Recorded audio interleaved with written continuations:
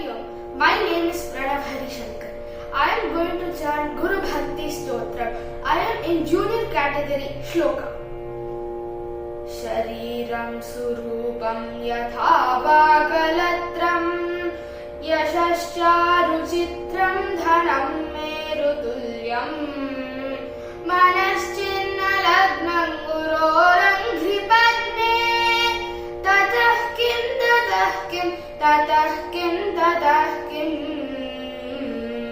kalatram dhanam putra pautradi sarvam gruham bandhava sarvametatti jatam manaschinna lagnam gurorangripadme tatah kim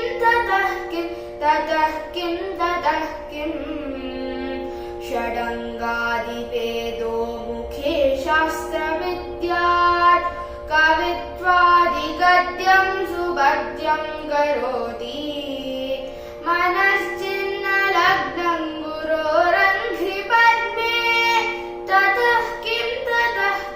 ततः किं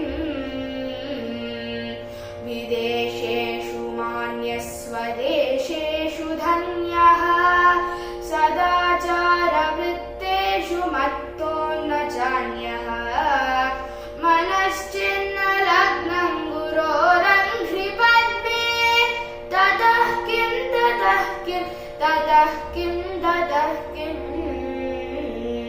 क्षमामण्डले भूपभूपालवृन्दैः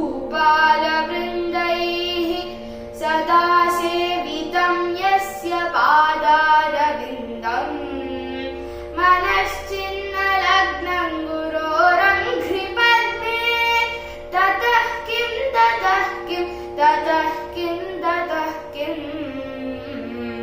यशो मे गतं दिक्षु दानप्रतापा जगद्वस्तु सर्वं करे यत्प्रसादात् मनश्चिन्न लग्नं गुरोरङ्घ्रिपद्मे ततः किं न भोगो न योगो न वाजिराजौ न कान्तामुखेनैव वित्तेषु चित्तम् मनश्चिन्न लग्नं गुरोरङ्घ्रिपद्मे